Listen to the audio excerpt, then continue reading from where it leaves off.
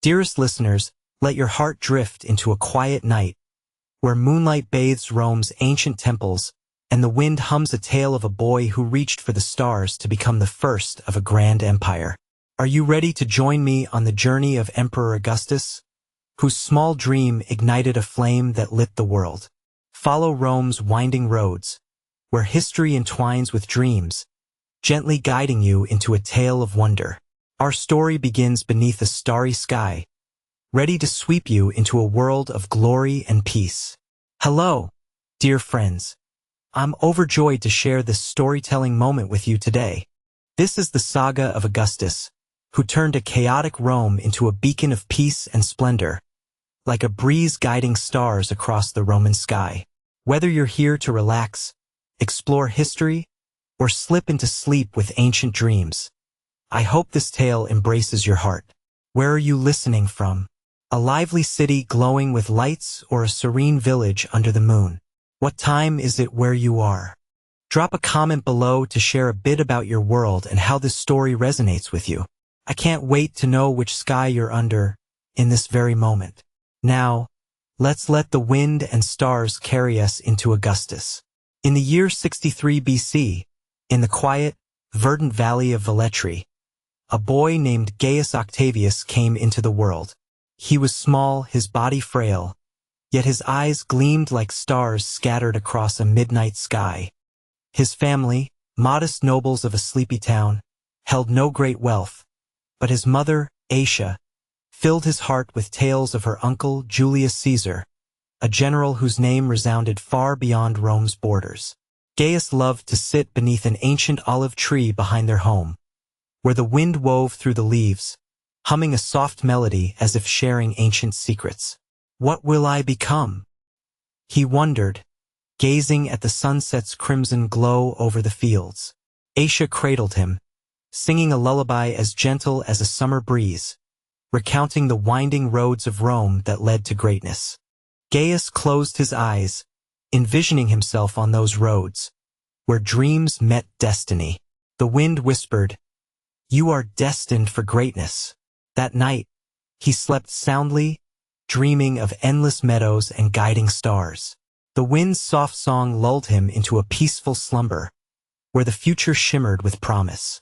When Gaius was 4, his father passed away, leaving him in the care of his mother and her stories of Rome's glory. Determined to shape his future, Asia brought him to Rome, a city of towering temples and bustling stone streets. There, Gaius met Julius Caesar, his uncle, resplendent in a crimson cloak. Caesar ruffled his hair, his smile warm. "This boy has the eyes of a leader," he declared. By the glow of a fireside, Gaius listened, entranced, as Caesar spoke of battles in Gaul, where Roman legions crossed mountains and conquered foes. Gaius pictured himself wielding a sword, standing tall amid cheering soldiers, Rome's golden eagles soaring overhead. "What is Rome, uncle?" he asked, his voice small but curious. Caesar's laughter filled the room. "It's our dream, Gaius, a dream of peace and strength." That night, Asia's lullaby enveloped him like a warm embrace. Gaius lay in bed, the wind slipping through the window, carrying Caesar's words. He dreamed of ships gliding across seas and temples aglow with light. Sleep came softly, like a gentle breeze, guiding him into a world of heroes and legends. Gaius grew up in Rome's heart, studying scrolls, learning to ride horses, though his body often faltered under strain. His tutors praised his sharp mind but urged patience, like the steady flow of the Tiber River through the city. In the quiet of the library, he devoured tales of gods, Jupiter, Mars, who watched over Rome. "One day, I'll make Rome eternal," he whispered, his fingers tracing ancient words on parchment. Each afternoon, he wandered along the Tiber, its waters murmuring like a soothing lullaby. Rome's people hurried about, yet Gaius saw them as threads in a grand tapestry of dreams. Asia shared stories of Rome's humble origins, a mere village nestled among 7 hills. "You'll write its next chapter," she said, her eyes alight with hope. That night, beneath a canopy of stars, Gaius listened to the wind sing through the rooftops of temples. He dreamed of standing atop the Palatine Hill, gazing at a radiant Rome. The wind blew gently, lulling him into sleep, where visions of glory began to take root. At 18, while studying in Apollonia, Gaius received news that struck like thunder. Julius Caesar had been assassinated in Rome's Senate. He sat by the sea, tears falling silently, his heart heavy with grief. A soldier arrived, bearing a revelation. Caesar had named Gaius his heir, bequeathing his vast wealth and political legacy. "Me," Gaius murmured, staring at the waves crashing against the shore. The world seemed to close in, fraught with peril. "I must return to Rome," he resolved, defying his mother's pleas to stay safe. That night, he gazed at the star-filled sky, sensing Caesar's spirit urging him onward. "Be strong, my son." The wind seemed to whisper, its song both mournful and hopeful. Gaius closed his eyes, dreaming of Rome's winding roads, where fate awaited. Sleep came, gentle as the tide, lulling him into a vision of a future both daunting and luminous, where stars guided his path. With unwavering resolve, Gaius boarded a ship bound for Rome, the sea stretching endlessly before him. Along the way, soldiers loyal to Caesar knelt, calling him Little Caesar. He smiled, though fear stirred in his chest. Rome lay in turmoil, factions vying for control. A frail young man, Gaius clung to Caesar's name like a beacon in the dark. "I will bring peace," he vowed, standing on the deck, eyes fixed on the horizon. Sailors spoke of Rome's grand temples and a people yearning for a leader. That night, the sea was calm, its waves and the wind weaving a soft melody. Gaius sat by an oil lamp, penning a letter to Asia, promising to honor her faith in him. He dreamed of Rome emerging from the mist, its streets aglow under starlight. The sea breeze sang softly, lulling him into sleep, carrying visions of a Rome reborn in peace. In Rome, Gaius faced Mark Antony, a towering general whose voice boomed like thunder. "What can this boy do?" Antony scoffed, withholding Caesar's inheritance. Undaunted, Gaius walked among the people, speaking of Caesar's dream, a Rome united in peace. His words stirred their hearts, and they rallied to his side.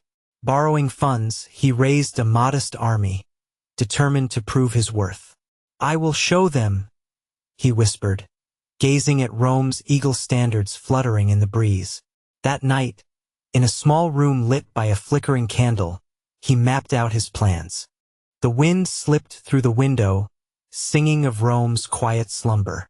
Asia's letter arrived, urging caution but affirming her trust. Gaius dreamed of standing before the Senate, his voice resonating with purpose. The wind's gentle song lulled him to sleep, where dreams of power began to take shape. In 43 BC, Gaius forged an alliance with Mark Antony and Lepidus, forming the Second Triumvirate, sworn to avenge Caesar and restore Rome. Yet he knew Antony's loyalty was fleeting, driven by ambition. Quietly, Gaius built his influence, like a gardener tending a tree for future harvests. He visited soldiers' camps, sharing Caesar's vision of a mighty Rome. "We will make it strong," he declared, and the men cheered. That night, by a crackling campfire, Gaius watched flames dance like stars fallen to earth. The wind sang, carrying the earth's ancient song. He dreamed of 3 men atop a hill, but only one destined to lead Rome. Sleep arrived, soft as a breeze, guiding him into a dream of a future both turbulent and radiant, where his resolve would shine. In 42 BC, Gaius and Antony marched to Philippi to confront Brutus and Cassius, Caesar's assassins. Stricken by illness, Gaius lay in his tent, but Antony's forces secured victory. Rising from his sickbed, Gaius addressed the people. "We have avenged Caesar." The crowd roared, hailing him as a hero. He knew this triumph marked his ascent. That night, beneath Philippi's starry sky, he offered thanks to the gods. The wind swept across the plains, singing of victory. Gaius dreamed of Rome's temples aglow, its people united. Sleep came, gentle as a breeze, lulling him into a vision of glory, where stars illuminated his path. In 42 BC, Gaius and Antony marched to Philippi to confront Brutus and Cassius, Caesar's assassins. Stricken by illness, Gaius lay in his tent, but Antony's forces secured victory. Rising from his sickbed, Gaius addressed the people. "We have avenged Caesar." The crowd roared, hailing him as a hero. He knew this triumph marked his ascent. That night, beneath Philippi's starry sky, he offered thanks to the gods. The wind swept across the plains, singing of victory. Gaius dreamed of Rome's temples aglow, its people united. Sleep came, gentle as a breeze, lulling him into a vision of glory, where stars illuminated his path. Gaius married Livia, a woman of intellect and ambition, whose counsel steadied him like a guiding wind. "Together, we'll make Rome eternal," she said. With her by his side, he felt unshakable. That night, by the hearth, Livia's tales soothed him. The wind sang softly, and he dreamed of Rome's golden age. Sleep came, gentle as starlight, guiding him into dreams of unity and strength. Gaius Octavius, now a rising star in Rome, faced a new threat. Sextus Pompey, son of Pompey the Great, ruled the seas, choking Rome's grain supply. The city's people grew hungry, their murmurs like waves crashing against a rocky shore. Gaius turned to his trusted friend Agrippa, a master of ships and strategy, whose steady presence was like a lighthouse in a storm. "We must free Rome's seas," Gaius said, standing on a cliff overlooking the Mediterranean, its waters glinting under the sun. Agrippa nodded, his eyes sharp as the wind that whipped their cloaks. Together they built a fleet, training sailors under starlit skies. The battles were fierce, ships clashing like titans, but after many setbacks, in 36 BC, Agrippa's cunning led to victory at Naulochus. Rome's grain flowed again, and the people cheered Gaius's name. That night, Gaius stood by the shore, the sea's rhythm soothing his heart. The wind sang of triumph, whispering through the sails of anchored ships. He dreamed of Rome's markets brimming with bread, its people safe. Sleep came, gentle as the tide, lulling him into a vision of stability, where stars guided Rome's destiny. While Gaius strengthened Rome, Mark Antony drifted further into the east, enthralled by Cleopatra, Egypt's queen. Their love scandalized Rome, whispers of betrayal spreading like ripples across a still pond. Gaius saw his chance to sway the people. "Antony forsakes Rome for a foreign throne," he declared in the forum, holding aloft a scroll. Antony's will, naming Cleopatra's children heirs to Roman lands.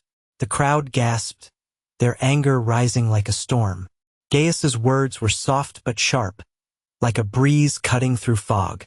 He rallied senators and citizens, painting himself as Rome's true guardian. Antony's power waned as Gaius's grew, a star outshining a fading moon. That night, in his modest home, Gaius sat with Agrippa and Livia, planning under lamplight. The wind slipped through the shutters, singing of Rome's awakening. Livia's gaze met his, steady as stone. "You will lead alone," she whispered. Gaius dreamed of a Rome united under one banner, its people chanting his name. Sleep came, soft as starlight, lulling him into a vision of sole leadership, where the wind carried his ambitions skyward. In 31 BC, the tides of fate led Gaius and Agrippa to Actium, where Antony and Cleopatra's fleet awaited. The sea stretched vast and restless, mirroring Gaius's heart. Agrippa's ships, swift as falcons, outmaneuvered Antony's lumbering galleys. Gaius stood on the deck, his frail frame steady, eyes fixed on the horizon. As arrows flew and waves churned, Cleopatra's ships fled, Antony following, abandoning his men. Agrippa's victory was swift, the sea swallowing Antony's hopes.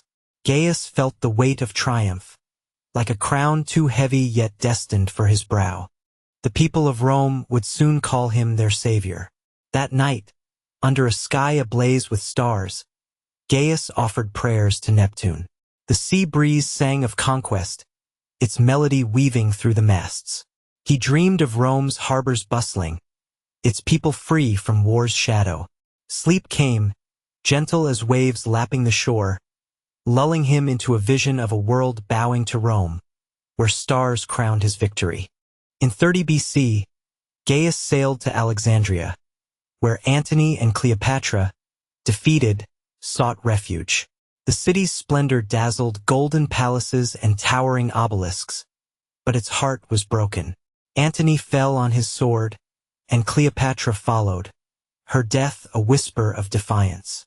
Gaius walked through their palace, his steps echoing like the wind through a deserted valley. He claimed Cleopatra's treasures, vast as the desert sands, to fill Rome's coffers.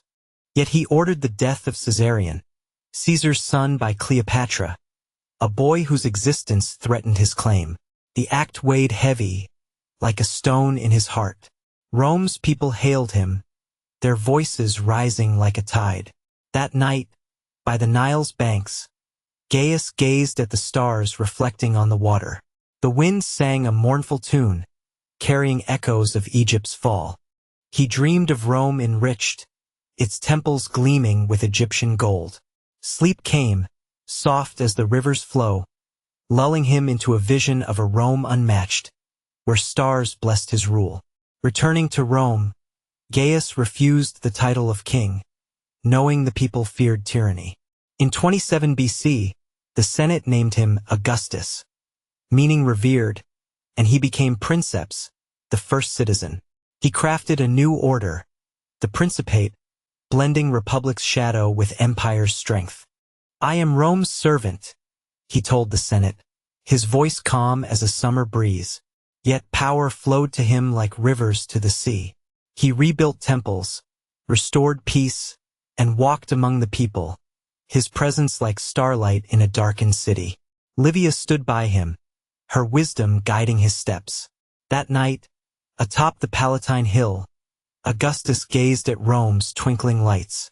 The wind sang of a new era, its melody weaving through the city's heart. He dreamed of a Rome eternal, its glory outshining the stars. Sleep came, gentle as a breeze, lulling him into a vision of peace, where Rome's dreams became his own. Augustus reformed Rome's army, creating a standing force loyal to him alone. He gave soldiers land and coin, their cheers echoing like thunder across the forum. The Praetorian Guard, his elite protectors, stood watch like statues under moonlight. He fortified borders from the Rhine to the Euphrates, ensuring Rome's safety. "Our strength is our unity," he told his generals, his voice steady as stone. Agrippa trained the legions, their discipline sharp as a blade. Augustus walked among them, his frail frame belying his iron will.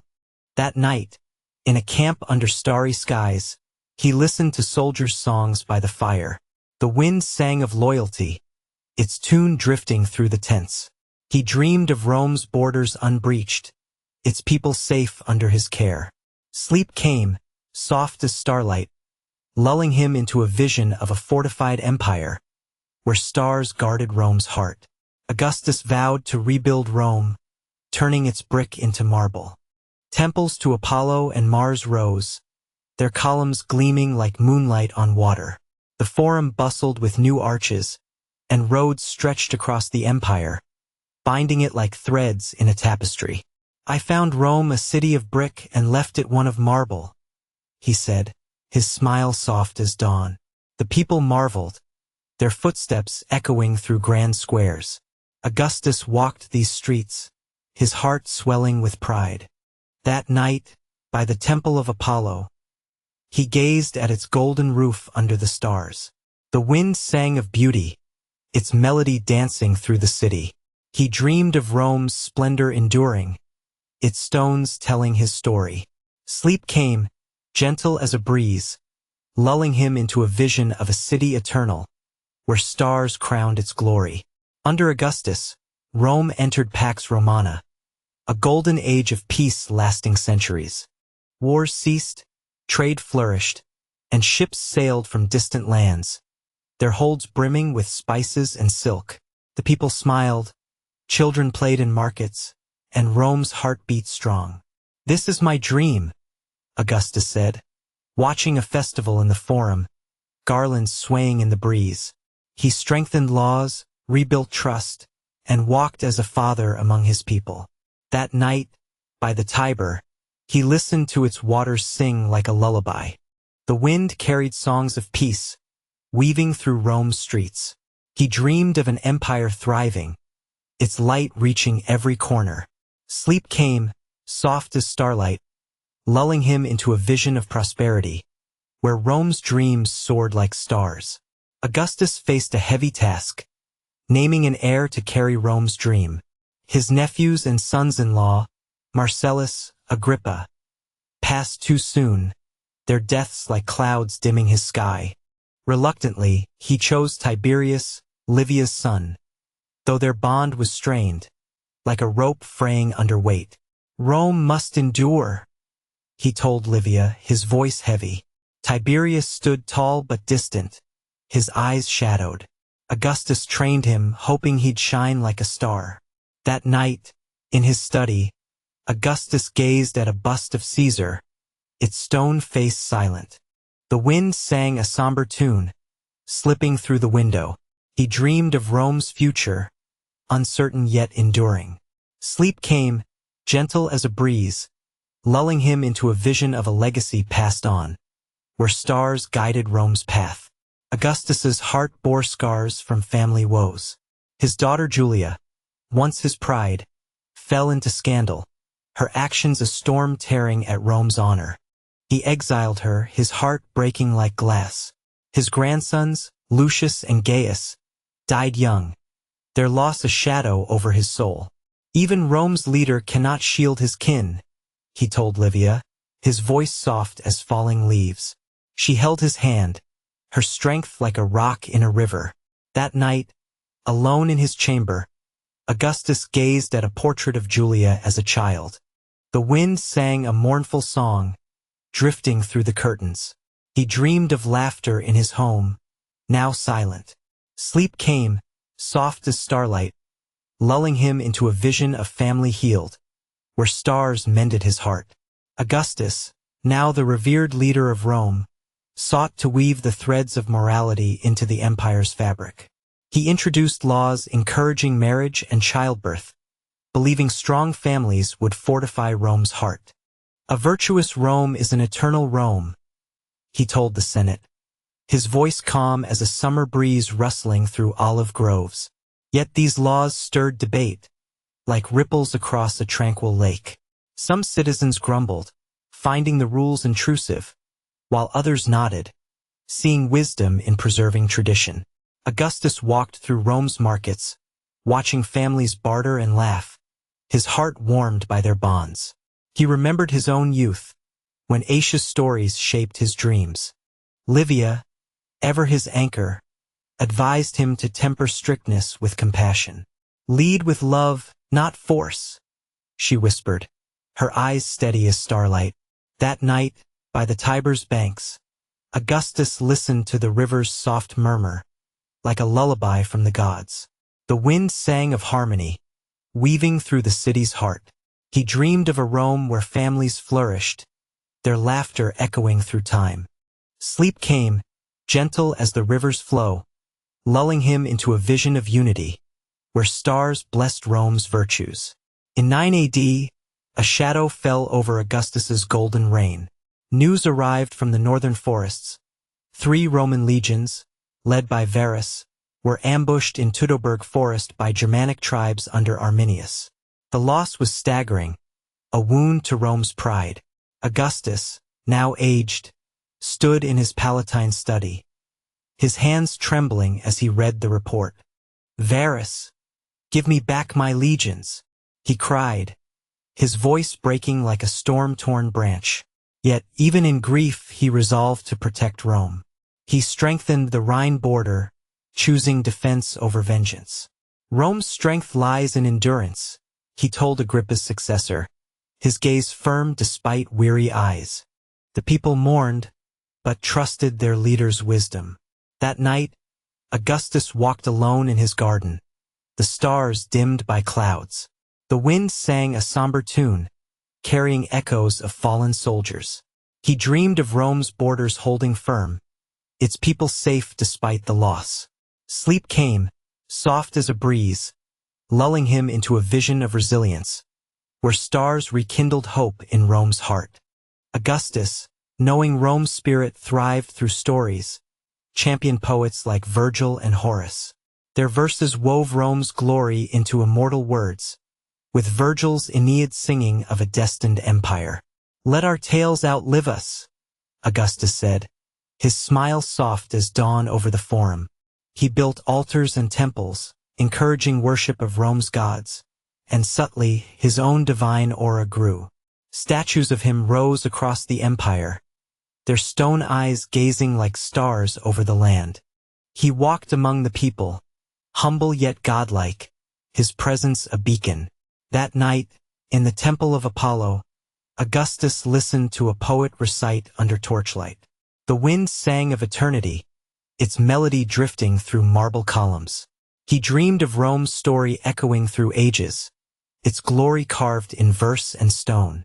Sleep came, gentle as starlight, lulling him into a vision of a legacy immortal, where stars crowned Rome's poets.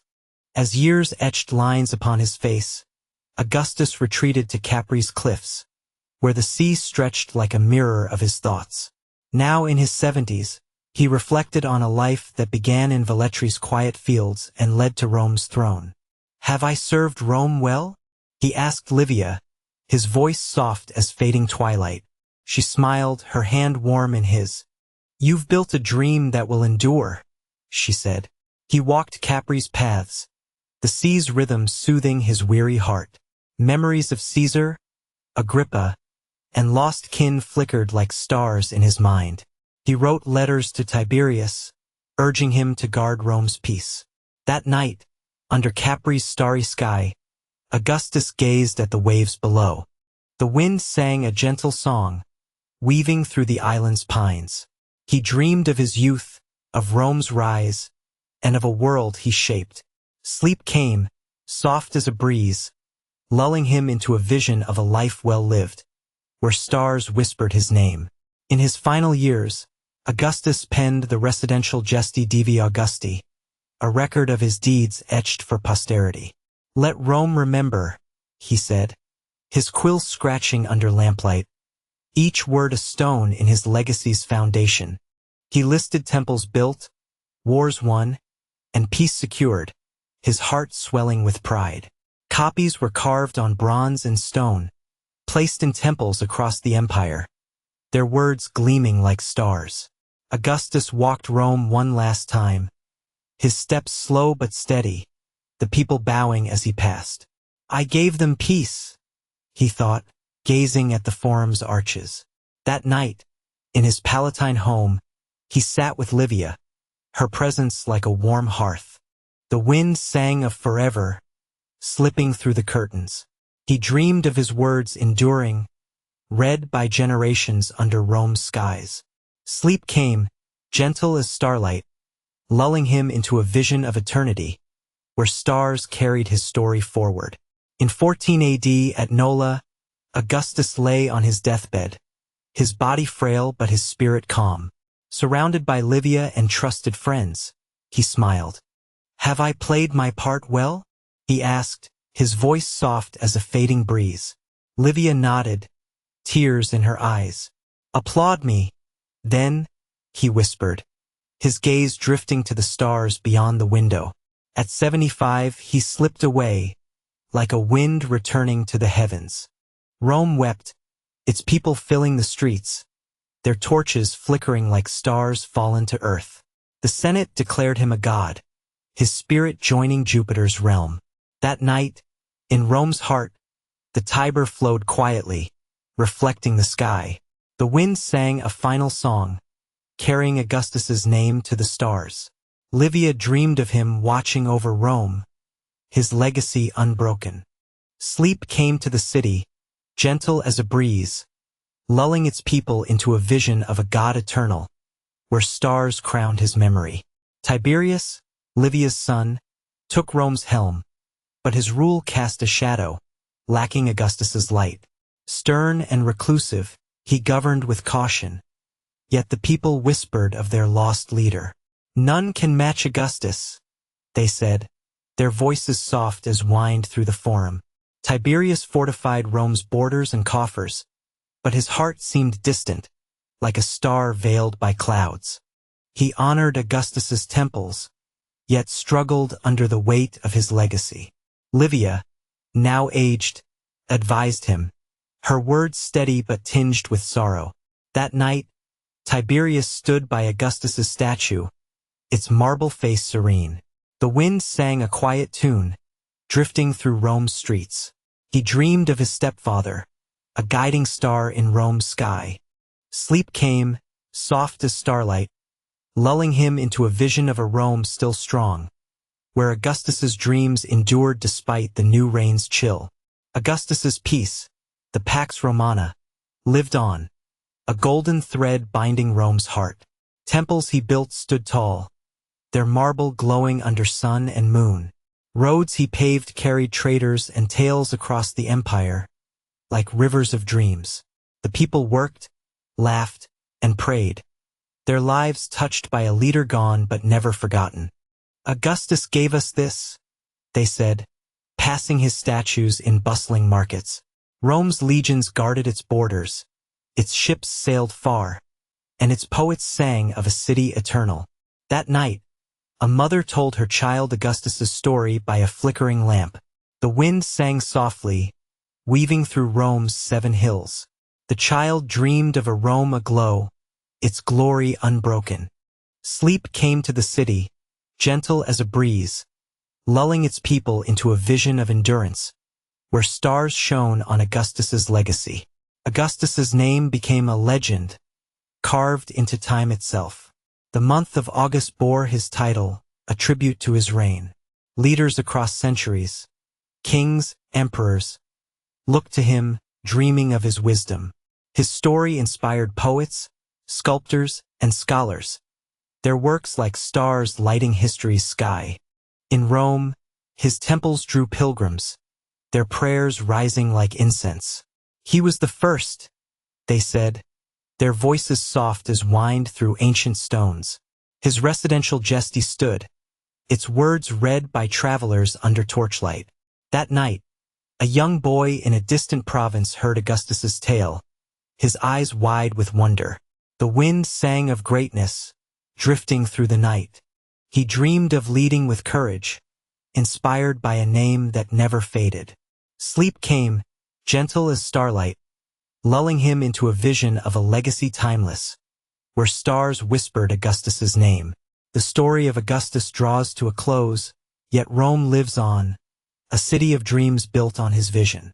From a frail boy in Velletri to the first of an empire, he wove peace from chaos, glory from strife.